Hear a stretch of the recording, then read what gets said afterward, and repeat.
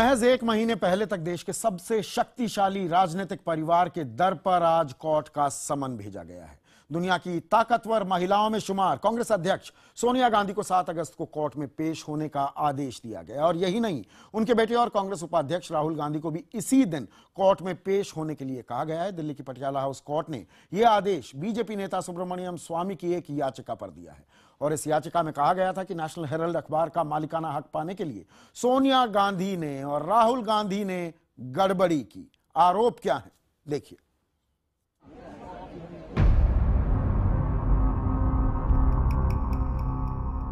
मुमकिन है 7 अगस्त को दिल्ली की पटियाला हाउस कोर्ट में यह आवाज सुनाई पड़े, सोनिया गांधी हाजिर हों, राहुल गांधी हाजिर हों। गांधी परिवार के मां बेटे को उस नेशनल हेराल्ड अखबार की मिल्कियत से जुड़े विवाद के सिलसिले में कोर्ट कचहरी के चक्कर काटने पड़ेंगे, जिसकी नींव रखी थी खुद देश के पहले प्रधानमंत्री जवाहरलाल नेहरू ने। इस केस के पीछे हैं राजनीति के चाणक्य कहे जाने वाले बीजेपी नेता सुब्रमण्यम स्वामी और उनके संगीन इल्जाम। आरोप ये कि सिर्फ 50 लाख रुपए में ही गांधी परिवार और करीबियों की कंपनी ने करीब 2000 करोड़ की नेशनल हेराल्ड की संपत्ति हासिल कर ली। स्वामी के आरोपों पर सुनवाई करते हुए सोनिया और राहुल के अलावा कांग्रेस के कोषाध्यक्ष मोतीलाल वोरा, कांग्रेस नेता ऑस्कर फर्नांडिस, गांधी परिवार के करीबी सुमन दुबे और सैम पित्रोदा को 7 अगस्त को अदालत ने बुला भेजा है, हाजिर होने का हुक्म दिया है। इन्होंने नेशनल हेराल्ड की 2000 करोड़ की संपत्ति को हड़प किया है, फ्रॉड से किया है, चीटिंग से किया है, विश्वासघात से किया है। IPC 406, IPC 409 और 420। सुब्रमण्यम स्वामी 2012 से ही इस केस को लेकर सोनिया और राहुल के पीछे हैं। स्वामी ने अदालत में दाखिल केस में आरोप पढ़े हैं। आरोपों के मुताबिक सोनिया और राहुल ने मिलकर यंग इंडियन नाम से कंपनी बनाई, जिसकी 38% हिस्सेदारी दोनों के पास है। स्वामी के मुताबिक नेशनल हेराल्ड को चलाने वाली कंपनी एसोसिएट जर्नल ने कांग्रेस पार्टी से बिना ब्याज के 90 करोड़ का कर्ज लिया। इसके बाद यंग इंडियन प्राइवेट लिमिटेड ने 50 लाख रुपए में एसोसिएट जर्नल को खरीद लिया। स्वामी ने इसमें फर्जीवाड़े का आरोप लगाया। हालांकि कांग्रेस पार्टी ने साफ कह दिया कि सुब्रमण्यम स्वामी दरअसल गांधी परिवार से दुश्मनी पाले हुए हैं और इसीलिए राजनीति से प्रेरित तथ्यहीन आरोप मढ़ रहे हैं। अभी तक कोई कागज हमें मिले नहीं हैं। 1 वर्ष पुरानी कंप्लेंट में सिर्फ समन्स हुए हैं। जब कागज मिलेंगे व्यापक रूप से हम उसके लिए पूरी।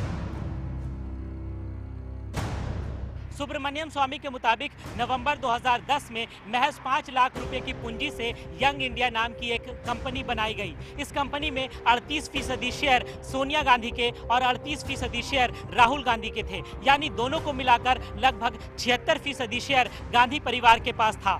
सुब्रमण्यम स्वामी का आरोप है कि दिसंबर 2010 में ही कंपनी के बोर्ड ऑफ डायरेक्टर्स ने यह फैसला किया कि वो एसोसिएटेड जर्नल्स के कर्ज का भार उठाएंगे।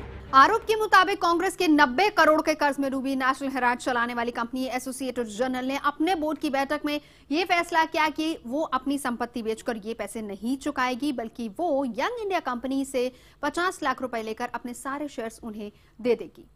यानी वो 50 लाख रुपए में यंग इंडिया को कंपनी का मालिकाना हक सौंप देगी। आरोप है कि इसके बाद महज 50 लाख रुपए में राहुल और सोनिया गांधी की यंग इंडिया कंपनी ने एसोसिएटेड जर्नल की मालिकाना हक ले लिया।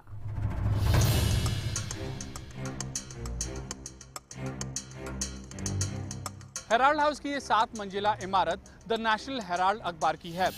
ये दिल्ली के बहादुर शाह जफर मार्ग पर है। स्वामी के मुताबिक इस अखबार की ऐसी ही इमारतें लखनऊ, भोपाल, मुंबई समेत कई शहरों में हैं, जिनकी बाजार में कीमत है 2000 करोड़ रुपए। लेकिन आरोपों के मुताबिक राहुल गांधी और सोनिया गांधी की कंपनी यंग इंडिया ने इन इमारतों को महज 50 लाख रुपए में खरीदा था। ऐसा आरोप है कि राहुल गांधी ने 2009 में चुनाव आयोग को दिए अपने हलफनामे में इस बात को छुपाया है कि उनके पास यंग इंडियन कंपनी की हिस्सेदारी है। आरोप के मुताबिक उन्होंने 2,62,411 शेयर प्रियंका गांधी को ट्रांसफर कर दिए। राहुल के पास अब भी 47,513 शेयर्स हैं। आरोप के मुताबिक यंग इंडियन के कर्ता धर्ता राहुल गांधी, सोनिया गांधी, मोतीलाल वोरा, ऑस्कर फर्नांडिस और सुमन दुबे और साथ ही साथ सैम पित्रोदा भी हैं।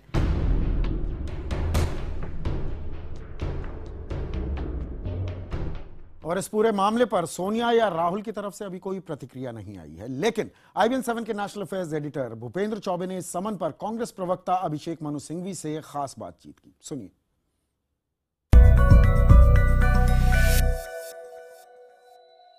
इस वक्त हमारे साथ कांग्रेस के प्रवक्ता अभिषेक मनु सिंघवी हैं और आइए उनसे सीधे प्रश्न पूछते हैं कि ये आज जो दिल्ली की कोर्ट ने जो समन्स जो जारी कर दिए हैं सोनिया गांधी, राहुल गांधी, ऑस्कर फर्नांडिस और मोतीलाल वोरा के खिलाफ, इस पे कांग्रेस की दरअसल प्रतिक्रिया क्या है? सिंघवी साहब, क्या आप ये मानेंगे कि ये कांग्रेस के लिए बहुत ही एक शर्मनाक घटना है? जिस प्रकार के आरोप लगाए जा रहे हैं, और ठीक है ये सिर्फ आरोप ही हैं, क्या आप मानेंगे कि ये बड़े निंदनीय है जहां तक कांग्रेस पार्टी का अपना खुद का सवाल है? आपने दो शब्द सही इस्तेमाल किए, शर्मनाक और निंदनीय। बिल्कुल सही कह रहे हैं आप, लेकिन शर्मनाक और निंदनीय ये है कि ऐसी आधार विहीन, तथ्य विहीन, मोटिवेटेड कंप्लेंट फाइल की गई है। इस याचिका में कोई तथ्य नहीं है। लगभग 1 वर्ष लगा है कचहरी को सिर्फ प्रोसेस समन्स इशू करने में। अभी तक हमारे पास कागजात आए नहीं हैं। जब आएंगे तो आप आश्वस्त रहें कि हम व्यापक रूप से कानूनी सलाह मशवरा करके एक बहुत डिटेल्ड पुरजोर जवाब देंगे। लेकिन सिंघवी साहब, आप देखिए, आप ना सिर्फ प्रवक्ता हैं, आप एक बड़े जाने माने वकील भी हैं। इससे वकीलों की आदत भी होती है कि आप लोग किसी भी मुद्दे को घुमा सकते हैं, लेकिन इस केस के जो तथ्य हैं सर, वो इतना तो जरूर दर्शाते हैं कि एक अखबार जो 2008 में बंद होता है, 2012 में एक नई कंपनी बन जाती है और उस कंपनी में कांग्रेस के बड़े बड़े जो नेता हैं, सोनिया गांधी से लेकर राहुल गांधी से लेकर ऑस्कर फर्नांडिस, मोतीलाल वोरा, वो सब इस कंपनी में इन्वॉल्व हो जाते हैं और फिर हजारों करोड़ की जमीन इस कंपनी द्वारा जो है अप्रोप्रिएट कर ली जाती है। क्या ये एकदम बेबुनियाद आरोप है? क्या ऐसा है? जो एक सीमाएं बांधी है मैंने अपने लिए, मैं आपको उनका उल्लंघन करने की अनुमति नहीं दे सकता। अगर मुझे मेरिट्स पे ही इसके मामले में बात करनी होती तो मैंने बहुत पहले कर ली होती। मैंने आपको कहा है कि मैं इसमें मेरिट्स पे बिल्कुल टिप्पणी नहीं करूंगा, क्योंकि वो एक पूर्वानुमान होगा मेरे खुद के व्यापक जवाब का। लेकिन वो जवाब जब आपके पास आएगा निकट भविष्य में तो आपको सब तथ्य मिलेंगे। लेकिन आप दो बात समझ लें कि सिर्फ समन्स है, इतने कोई उछलने की बात नहीं है कंप्लेनेंट द्वारा। श्री स्वामी का एक जो पुराना सनसनीखेज फैलाने का और उनका जो एक विरोध है कांग्रेस के बारे में, वो जाना माना है। उन्होंने तथ्यों को बिल्कुल जोड़ मोड़ के, तोड़ फोड़ कर, डिस्टॉर्ट करके ये आरोप लगाए हैं। इनमें कोई तथ्य नहीं है और हम निकट भविष्य में आपके समक्ष अपना जवाब भी रखेंगे। तो कांग्रेस की तरफ से या नेहरू गांधी परिवार की तरफ से सिर्फ जो प्रतिक्रिया हमें मिली है वो है अभिषेक मनु सिंघवी की। इस वक्त मेरे साथ बीजेपी के सिद्धार्थनाथ सिंह, पूर्व एडिशनल सॉलिसिटर जनरल अमरेंद्र शरण और हमारी पॉलिटिकल एडिटर पल्लवी घोष मेरे साथ हैं। पल्लवी, ये बताइए, कुछ नहीं, कोई जवाब नहीं दिया है अभिषेक मनु सिंघवी ने। और वही बड़ी भाषा का इस्तेमाल हुआ है जो एक समय पे बीजेपी कांग्रेस के लिए कहती है कि इंस्टीट्यूशंस का दुरुपयोग होना, सीबीआई, आईबी, जुडिशरी का। बहुत दिलचस्प बात है। कितना बड़ा खतरा है ये नेहरू गांधी परिवार के लिए, सोनिया और राहुल के लिए? उनका नाम है इसमें सीधे सीधे। जी बिल्कुल। 2014 के चुनाव प्रचार में संजीव, जब बात भ्रष्टाचार की होती थी तब आरोप बीजेपी के नेता लगाते थे कि इसमें 10 जनपद का भी आशीर्वाद है, उनका भी शेयर है, लेकिन सीधे सीधे कभी उनके दरवाजे तक ये आरोप नहीं जाता था। पहली बार ऐसा हुआ है कि सीधे सीधे गांधी परिवार का नाम लिया गया है, और वो सिर्फ सोनिया गांधी नहीं, राहुल गांधी। और कहीं ना कहीं ये चीजें आपस में जुड़ भी रही हैं, क्योंकि 2012 में जब ये स्टोरी सबसे पहले आई थी, सार्वजनिक हुई थी ये स्टोरी, तो बाकायदा जनार्दन द्विवेदी समेत तमाम आला नेताओं ने माना था कि कांग्रेस ने एसोसिएटेड जर्नल लिमिटेड को 90 करोड़ रुपए का कर्ज दिया है, ये माना था उन्होंने। बिल्कुल। और राहुल गांधी के ऑफिस से भी एक स्टेटमेंट जारी हुआ था जहां पे उन्होंने कहा था कि एक इमोशनल फैक्टर है, हम लोगों ने कोई घोटाला नहीं किया है, पार्टी से कोई मदद नहीं ली है, लेकिन ये कांग्रेस तरह से कांग्रेस अखबार है, इंडिपेंडेंस या हमारी फ्रीडम मूवमेंट के साथ जुड़ा हुआ है, जवाहरलाल वो बेरोजगार हो जाएंगे, हम उनके बारे में सोच रहे हैं। ये सब शुगर कोटिंग उन लोगों ने बहुत सारा किया था। लेकिन उसके बाद अगला कदम हुआ कि यंग इंडियन नाम की कंपनी, जिसमें 38% हिस्सेदारी सोनिया गांधी की,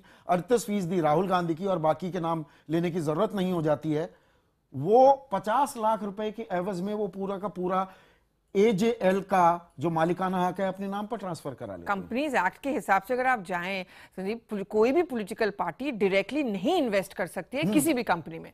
ये कांग्रेस पार्टी ने जब माना कि हम लोगों ने 90 करोड़ का बिना, उसमें थोड़ा पेस डाला है ना, वो सेक्शन 25 में इन्होंने यंग इंडियन बनाई है कि नो प्रॉफिट वाली कंपनी है ये हमारी, वो थोड़ा, लेकिन आप फिर भी कोई पॉलिटिकल पार्टी आप डायरेक्टली उसमें भी नहीं इन्वेस्ट कर सकता। ये भी हम लोग पूछ रहे थे। आज जितने भी लीगल लुमिनरीज है कांग्रेस पार्टी के अंदर, वो भी मान रहे थे कि इतनी बड़ी गलती, इतनी बड़ी बेवकूफी कांग्रेस पार्टी कैसे कर सकती है, जब वो लोग ओपनली जनार्दन द्विवेदी के स्टेटमेंट के थ्रू इन्होंने मान लिया कि हम लोगों ने एज अ बताओ कांग्रेस पार्टी इसमें हम लोगों ने इन्वेस्टमेंट किया है। प्रॉब्लम वहीं से शुरू हुआ, मुद्दा बीजेपी को, सुब्रमण्यम स्वामी को वहीं से मिला।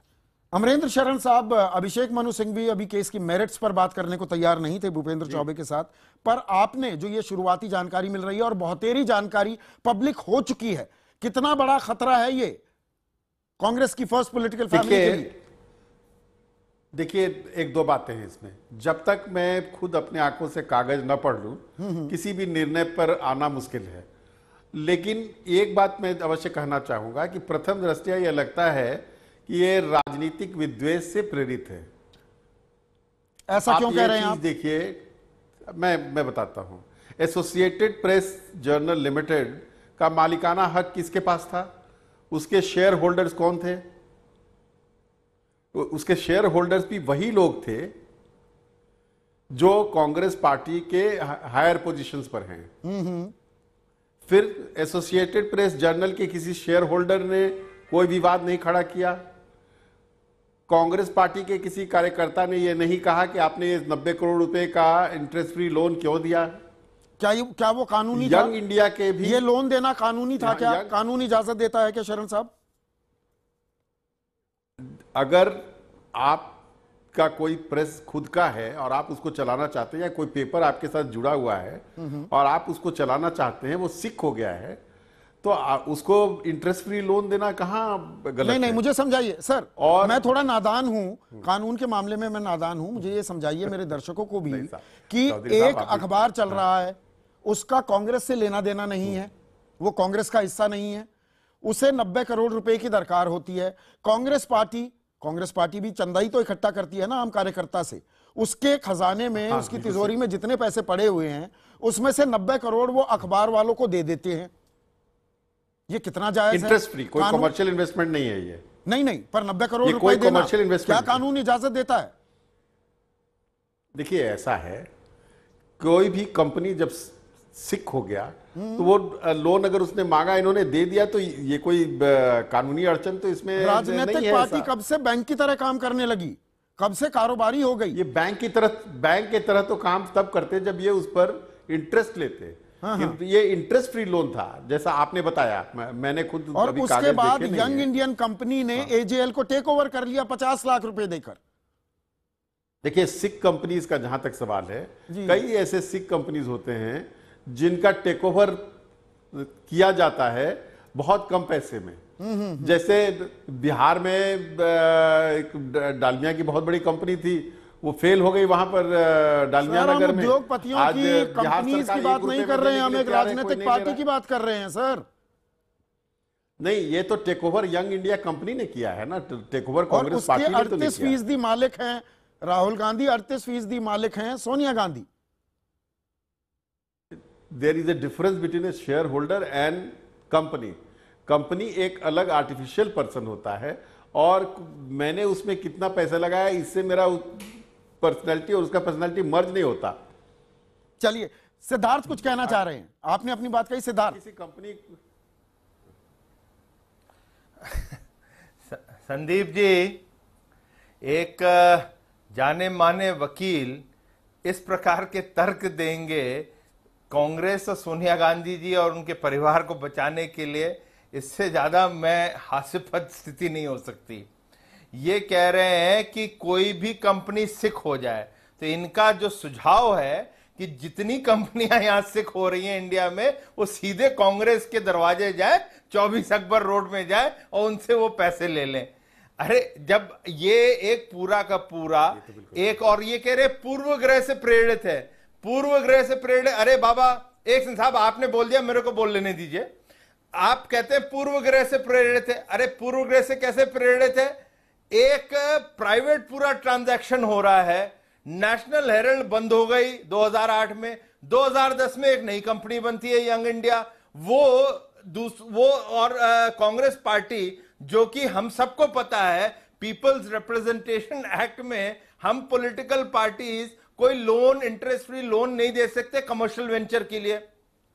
वो कमर्शियल वेंचर को पैसा दे रही है 90 करोड़, और वो 90 करोड़ में जो देते हैं वो वापस नहीं कर सकते। कांग्रेस कहती है हम राइट ऑफ कर देंगे। यंग इंडिया जो इनकी एक कंपनी है सोनिया गांधी एंड फैमिली की, वो उसको पूरा टेक ओवर ले लेती है और बोलती है हम पैसा वापस करेंगे। कितने में? 50 लाख। और जो एसेट वैल्यू है वो 2000 करोड़ की है। अब इसके बाद भी कोई कहे ये पूर्वग्रह से प्रेरित है तो उसका ईश्वर ही मालिक हो सकता है। मगर संदीप जी, ये आपको सीधा सीधा जताता है कि इस परिवार के अंदर, और ये मैं पॉलिटिकल कमेंट कर रहा हूं, ये जताता है कि जो दामाद जी ने जो किया था, रॉबर्ट वड्रा जी ने किया था कि बिना 1 रुपए दिए 70 करोड़ कमा लिए, और लोग सोचते हैं बड़ा अच्छा बिजनेस है और उसको सीखना चाहिए। ये उसका महा बिजनेस है जो इन्होंने करा है कि 50 लाख रुपए के अंदर आप 2000 करोड़ रुपए कमा सकते हैं। इसका नतीजा कोर्ट में आएगा, और कोर्ट ने जो कहा है कि प्राइमा फेसी सब एक्यूज्ड हैं, उसके अगेंस्ट एविडेंस है, ये सीरियस मैटर है, और इसका नतीजा कहीं कोर्ट ठीक से करेगा तो आपको पता है कहां रिजल्ट जाएगा। कांग्रेस में अंदर खाने किस तरह की रिएक्शन है पल्लवी? देखिए, थोड़े से तो एम्बैरेसिंग है, लेकिन सुनने में बहुत बुरा लगेगा। लेकिन एक खेमा कांग्रेस पार्टी का वो है जो राहुल गांधी से काफी नाराज रह रहे हैं। उनको लगता है कि उनको साइडलाइन कर दिया गया है, और मुझे लगता है कि अब उनको ये मौका मिल गया कि अब हम लोग आगे आ सकते हैं और अब गांधी परिवार को हमारी जरूरत पड़ेगी। और आप देखेंगे बीच बीच में बहुत सारे कमेंट्स आने लगेंगे, जिन नेताओं को हम लोग देखते नहीं थे या जिनको साइडलाइन कर दिया गया था, अचानक वो लोग आके गांधी परिवार को डिफेंड करना शुरू करेंगे, तो उनका एक तरह से कम बैक करने की बात होगी। तो एक खेमा डेफिनेटली बहुत खुश है इस बात से कि चलो अब तो। और जो ये यंग इंडियन कंपनी बनी, मुझे इसके बारे में बताइए, अंदर खाने आपके सूत्र क्या बता रहे हैं? 2010 में ये कंपनी बनती है, एजेएल की। शरण साहब ठीक कह रहे हैं, वो लगभग वही लोग एजेएल में थे, वही लोग यंग इंडियन में भी हैं। लेकिन यंग इंडियन में 2010 में राहुल गांधी की हैसियत में 38% के शेयर होल्डर थे, क्योंकि जहां तक मुझे याद है और देश को पता है, जनवरी 2013 में वो उपाध्यक्ष बने। उससे पहले तो एक सामान्य सांसद, एक सदस्य थे कांग्रेस पार्टी के। वो क्या कर रहे थे यंग इंडियन में 2010 में? 2010 या 11 मुझे अभी भी याद है, हम लोग कांग्रेस मुख्यालय में घूम रहे थे। उसी समय राहुल गांधी भी आए, उनके सलाहकार भी आए, और अचानक एक स्टेटमेंट सा इशू हुआ बाय वे ऑफ सोर्सेज, जो सूत्र के आधार से, कि राहुल गांधी चाहते हैं कि नेशनल हेरल्ड को की वापसी हो और जितने भी बेरोजगार पत्रकार हो उनको हम लोग एक और मौका दें। तो उसको उस समय शुगर कोट कर दिया गया कि राहुल गांधी चाहते हैं कि ये अच्छा काम हो। और वही राहुल गांधी कुछ नहीं थे, एक सामान्य सांसद थे। बिल्कुल सामान्य सांसद थे, गांधी परिवार के बहुत अहम सदस्य थे। और हाँ, ये बिल्कुल ये सवाल उठता है फिर उसमें। अब ये सवाल उठने लगा है कि आप फिर एक सामान्य सांसद थे, आप जनरल सेक्रेटरी भी नहीं थे, आपने एफिडेविट में इसको मेंशन भी नहीं किया, तो ये 38% शेयर्स या स्टेक्स आपके कहां से आए? सिद्धार्थ, ये सवाल उठेगा क्या? नहीं किया। ये सवाल उठेगा क्या? आज मैं आपसे उल्टा सवाल पूछ नहीं सकता हूं। एक वो कुछ हलकों में ये खबर चल रही है कि भाई 1977 रिविजिट ना हो जाए, लेकिन मैं ये सवाल पूछूंगा नहीं आपसे। आज आप तीखे सवालों से बच जाएंगे। नहीं, देखिए, आज मतलब ये क्या कह सकते हैं, दुर्भाग्य, ये आज इमरजेंसी का ही दिन है और इस प्रकार की फिर हलचल फिर से शुरू हो रही है। मगर जिस प्रकार से कोई कहे कि 2 कंपनियां हैं मगर उसके शेयर होल्डर सेम हैं, तो इतना मैं जितना समझ सकता हूं उतना ही कह सकता हूं कि 2 कंपनियां दोनों अलग अलग लीगल एंटिटीज होती हैं, और कहीं आप उस लीगल एंटिटीज के बारे में अपने एफिडेविट में आप डिक्लेयर ना करें, यह ब्रीच ऑफ ट्रस्ट भी है, दूसरी तरफ क्रिमिनल ऑफेंस भी है, और इस पे बहुत अलग अलग धाराएं लगेंगी और इस पे इनकम टैक्स का भी आएगा नोटिस। इसलिए ये कोई साधारण केस नहीं है, ये बहुत गंभीर केस है और इसके नतीजे बहुत दूर तक की जाएंगे। शरण साहब, 30 सेकंड में आपका रिस्पांस चाहूंगा। हम खासकर स्टूडियो में जब जो भी चर्चा करते हैं, हम थोड़े से उत्साहित हो जाते हैं, थोड़े ज्यादा उत्सुक हो जाते हैं। We start jumping the gun also. इस मामले को लेकर जंपिंग द गन हो रहा है, या दरअसल पहली दृष्टि में लग रहा है कि नेहरू गांधी परिवार के लिए बहुत बड़ी मुसीबत खड़ी हो गई है? 30 सेकंड में सर जवाब। नहीं देखिए, मैं एकदम 1 मिनट में आपको जवाब देता हूं। जहां तक मुसीबत खड़ा होने का सवाल है, हमको लगता है ये 2-4 दिन पेपर में छपेगा और इसका कोई बहुत नतीजा निकलने वाला नहीं है प्रथम दृष्टया। मैंने अभी कागज पढ़े नहीं, बिना कागज पढ़े मैं राय नहीं दे सकता।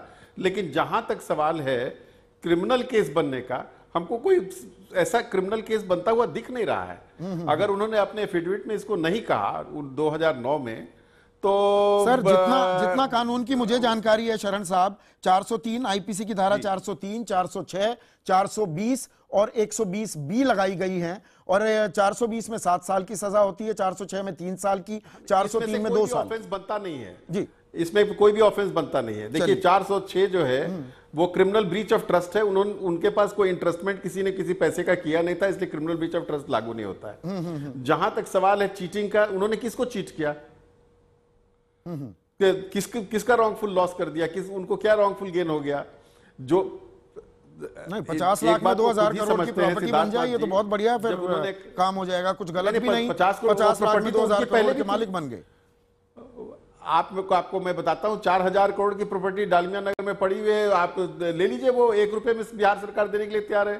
सर आपसे सलाह लेनी पड़ेगी, मुझे लगता है स्टूडियो से निकलकर आपसे सलाह जरूर लूंगा मैं, अगर ऐसा हो सकता है आपसे मैं सलाह जरूर लूंगा। आज चर्चा में सर बस इतना ही वक्त है मेरे पास शरण साहब, ये चर्चा आगे भी हम बढ़ाएंगे, आपको हम फिर बुलाएंगे। आपका सिद्धार्थनाथ सिंह आपका और पल्लवी आपका बहुत बहुत शुक्रिया।